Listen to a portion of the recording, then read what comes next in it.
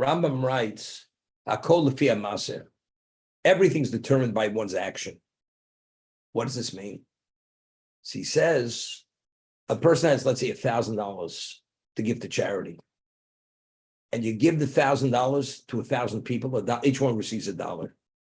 Or you could take a large sum, divide it in half, and give it to one person, another person. Both situations, and the need for all these situations, they're needy people. What's better, to do charity 1,000 times, although the amount is the same as twice, 500 and 500, or it's better to give the larger amount? So the Rambam writes in his commentary on Pirkei Avos that it's better to give to multiple people. And that's, everything is determined by one's action. The more you're involved in the action of doing a mitzvah, each time you do it, you'll be doing an act which sanctifies you. So if you give to 1,000 people, you sanctified 1,000 times. If you give it to 2 people, although you did the mitzvah of charity, but you did 2 acts of charity, just different denominations of money, different amounts of money. So he's speaking about people.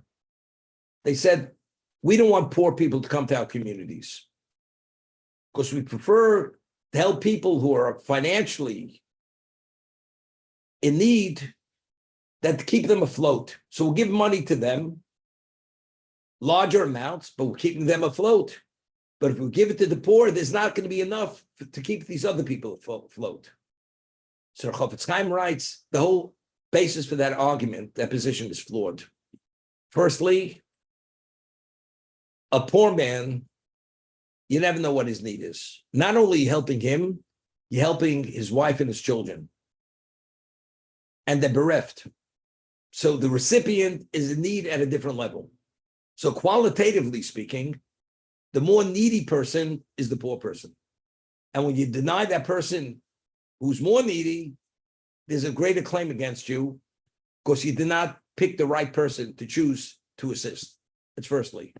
Secondly, he says, by giving large amounts to the people, keeping them afloat, rather than giving to all these people individually, so the acts of charity are much less. And since it says in Pirkei Avos, everything's determined by the action and the number of actions, so all the opportunity of sanctification, to sanctify yourself, to assume another level of holiness, you've denied yourself. That's the second thing.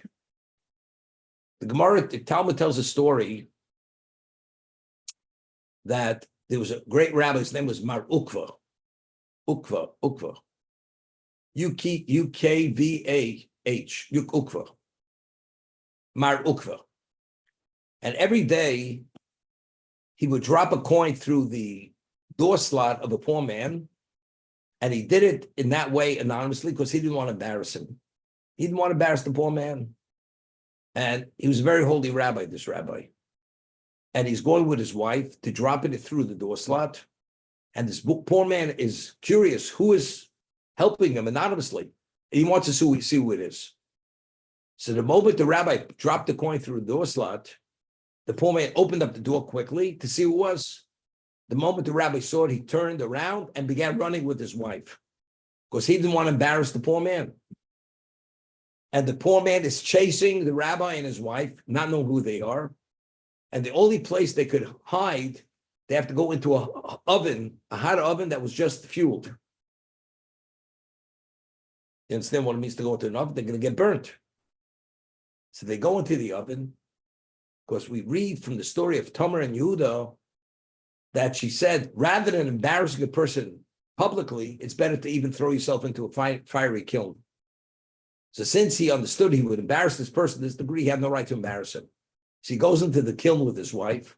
It's not a kiln, a fired oven. And he's starting to feel the heat, the rabbi. So his wife says to him, his wife was not affected by the heat. Put your feet on me, because I'm not affected, you are affected. So I'll protect you from being burnt. So the Gemara asks, Talmud asks, in Torah, the rabbi was greater than his wife. In charity, the rabbi also gave charity. So why was the merit of the wife greater than the merit of the husband? So the Talmud answers, when a man gives charity, he gives cash, he gives coins. When you would go in the olden days, when you go to a home and the woman gave charity, she would take some of the bread that she had baked or some of the food she had cooked, and she would give it to the poor man, the ready to eat for immediate consumption. The poor man doesn't have to take the money, purchase the ingredients, and go through the lengthy process of turning it into something edible. It's edible for immediately edible. So the charity of the wife, in terms of the immediacy of the chesed is provided immediately. A man doesn't give charity that way. He gives money. So the benefit is not immediate. So therefore, the merit of the wife is greater than the merit of the husband. That's what the Talmud says. Says Zot Chavetz Chaim says, when you have the rich people or people who fallen on hard times, they need a cash infusion. The poor people come around. Not only talk about the multiples, but what does the poor man want? You give him a loaf of bread, he's happy. You give him a cooked meal, he's happy. So therefore, as a beneficiary, the benefit is immediate. Therefore, that gives a greater value. So by denying all these poor people, saying we have to lock them out because we have to focus on this other group, you're doing the wrong thing. Because at multiple levels, it's a disservice to the community for that reason.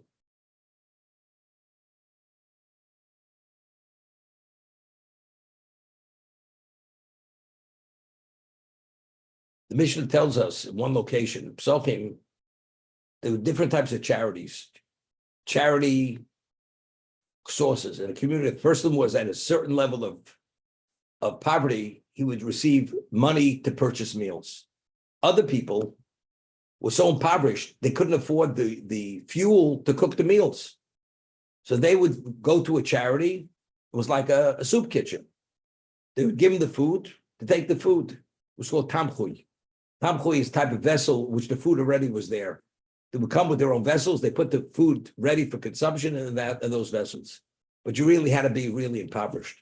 I remember many years ago, I went to Buenos Aires the second time I was there, and there was a very serious economic crisis.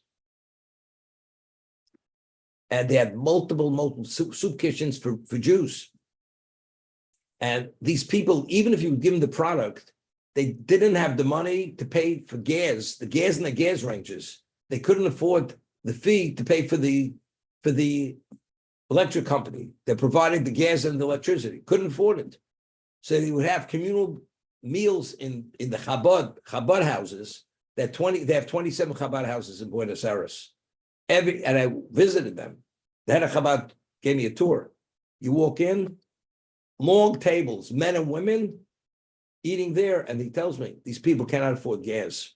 The fuel to cook the meals, they can't even afford that. So even if we give them the food, they can't prepare the food. So what level of chesed is that? It's a passes giving money. Because here you're attending to the need, immediately provided for what they need.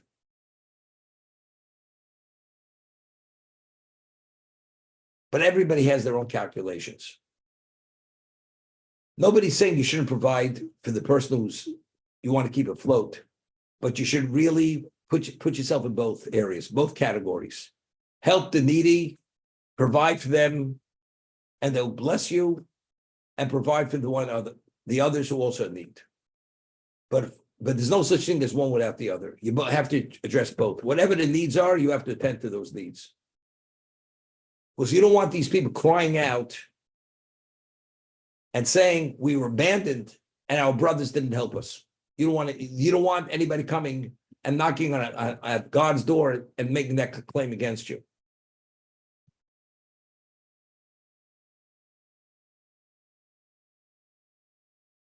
Oh.